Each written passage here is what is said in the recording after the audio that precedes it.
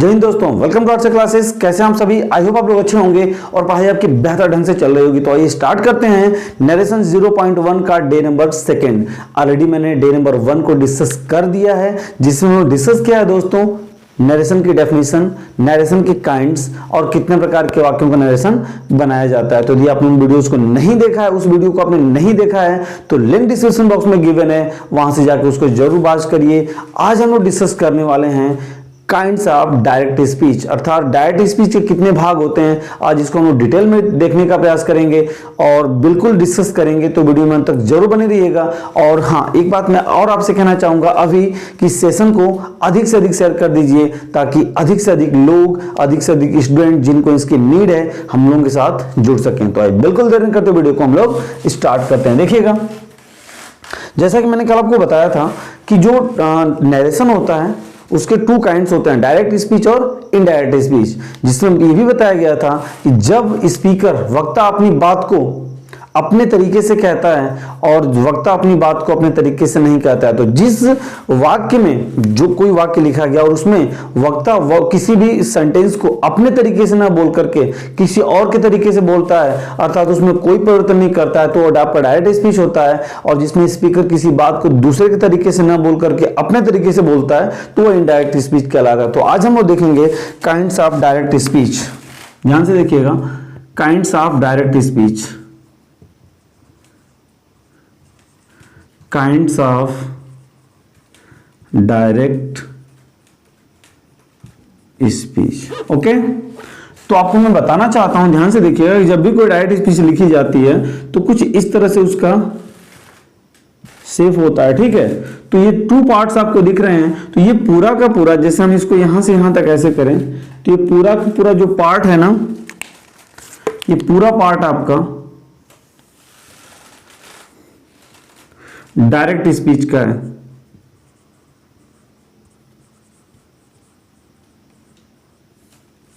किसका है? Direct speech का है।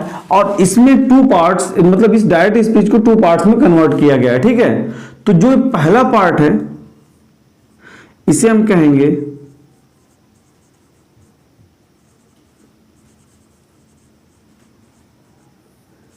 रिपोर्टिंग स्पीच, और जो इन्वर्टेड कॉमास के अंदर का पार्ट है इसे हम कहते हैं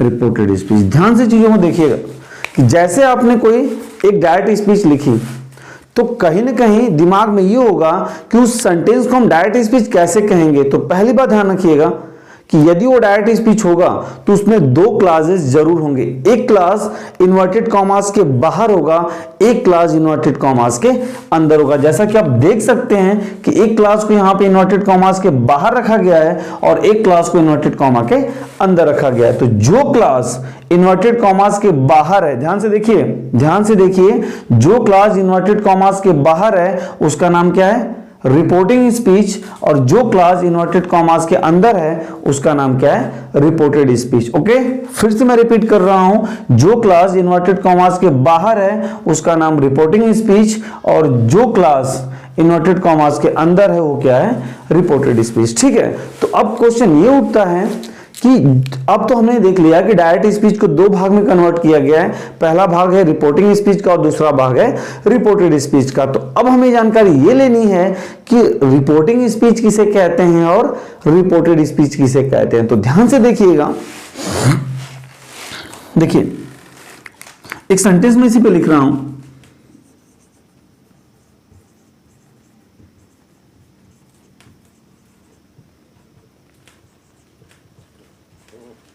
Ram said to me, Sita is a good girl. ठीक है, अब देखिए ध्यान से, एक भाग जो यहां पर है वह सीधा इन्वर्टेड कॉमास के बाहर है, अर्थात ये रिपोर्टिंग स्पीच है, और एक भाग जो है वो इन्वर्टेड कॉमास के अंदर है। तो जो पहला भाग है इसको हम क्या बोलेंगे? रिपोर्टिंग। और जो दूसरा भाग है क्या है? तो सिंपल सी मैं इसकी डेफिनेशन दे रहा हूं, ध्यान से देखिएगा। डायरेक्ट स्पीच का वह भाग, अभी हम देख रहे हैं किसको?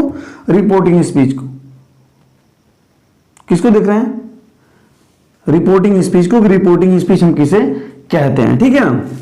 तो डायरेक्ट स्पीच का वह भाग जो रिपोर्टेड स्पीच के बारे में जानकारी देता है। डायरेक्ट स्पीच का वह भाग, डायरेक्ट स्पीच का वह भाग जो रिपोर्टेड स्पीच के बारे में, डायरेक्ट स्पीच का वह भाग जो रिपोर्टेड स्पीच के बारे में जानकारी देता है, जो जानकारी देने वाला होता है, दैट मीन्स वो रिपोर्टिंग कहलाता है। फिर से देखिएगा ध्यान से, जो, फिर कैसे, बात समझिएगा। मैंने क्या बोला आपसे?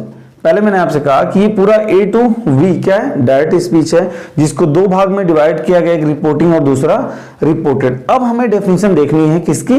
रिपोर्टिंग स्पीच की। रिपोर्टिंग स्पीच कहते किसको है? तो मैंने आपसे क्या बोला कि डायरेक्ट स्पीच का वह भाग जो रिपोर्टेड के बारे में जानकारी देता है, दैट मीन्स जो जानकारी देने वाला होता है। देखिए, Ram said to me, Ram ने मुझसे कहा, तो जानकारी इसमें कौन दे रहा है? राम ही तो दे रहा है ना। तो यहां पर क्या है कि जो राम सेड टू मी, अर्थात जो राम स्पीकर यहां पर है, वह क्या है?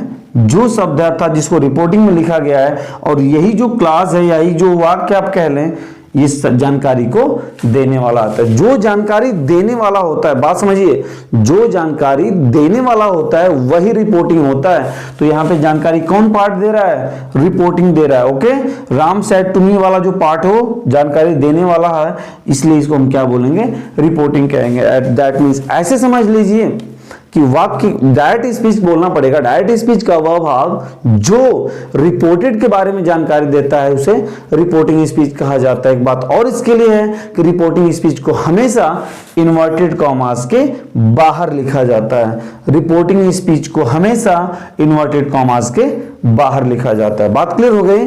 अब हम देखते हैं कि रिपोर्टेड स्पीच किसे कहते हैं, रिपोर्टेड स्पीच किसे कहते हैं, ठीक है। तो डायरेक्ट स्पीच का वह भाग, ध्यान से देखिए, डायरेक्ट स्पीच का वह भाग जिसके बारे में, ध्यान से देखिए, डायरेक्ट स्पीच का वह भाग जिसके बारे में रिपोर्टिंग स्पीच जानकारी देता है। डायरेक्ट स्पीच का वह भाग जिसके बारे में रिपोर्टिंग स्पीच जानकारी देता है, उसे क्या कहते हैं? रिपोर्टेड स्पीच कहते हैं। रिपोर्टेड स्पीच कहते हैं। अर्थात ध्यान से देखिएगा, फिर मैं रिपोर्टिंग को डिस्कस कर रहा हूं अभी, कि रिपोर्टेड के बारे में जो जानकारी देता है वो रिपोर्टिंग होता है, और रिपोर्टेड के बारे में जो जानकारी देता है वो रिपोर्टेड के बारे में जो जानकारी देने वाला होता है वह क्या होता है? रिपोर्टिंग होता है, ठीक है। और फिर वही चीज, और रिपोर्टिंग जिसके बारे में जानकारी देता है वह क्या होता है? रिपोर्टेड होता है। तो फिर से देखिएगा कि डायरेक्ट स्पीच का वह भाग, डायरेक्ट स्पीच का वह भाग जिसके बारे में रिपोर्टिंग स्पीच जानकारी देता है वह रिपोर्टेड स्पीच होता है। और डायरेक्ट स्पीच का वह भाग जो रिपोर्टेड स्पीच के बारे में जानकारी देता है वह रिपोर्टिंग होता है। बात क्लियर हो गई? जिसके बारे में जानकारी दी जा रही है वो रिपोर्टेड है, और जो जानकारी देने वाला है वो क्या है? रिपोर्टिंग है। तो आई होप यहां तक ये बात आपकी क्लियर हो गई होगी। अगर क्लियर नहीं है तो कमेंट सेक्शन में बताइए, और क्लियर हो गई है तब भी कमेंट सेक्शन में जरूर बताने का प्रयास कीजिए। बात क्लियर हो गई? अब हम चलते हैं कि पार्ट्स ऑफ रिपोर्टिंग स्पीच। ध्यान से देखिएगा, पार्ट्स ऑफ रिपोर्टिंग स्पीच, ठीक है। Parts of reporting speech. तो रिपोर्टिंग स्पीच के तीन पार्ट्स होते हैं, तीन भाग होते हैं, सब्जेक्ट, वर्ब और ऑब्जेक्ट। तो पहला जो पार्ट होता है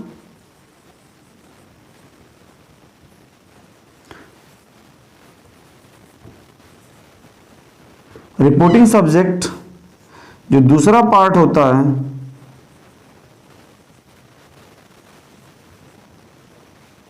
reporting verb,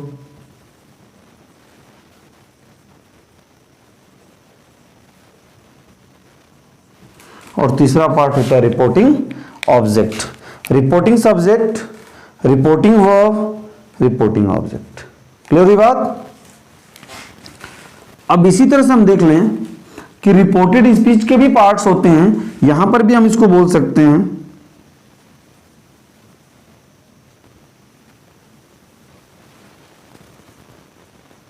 reported subject, reported verb,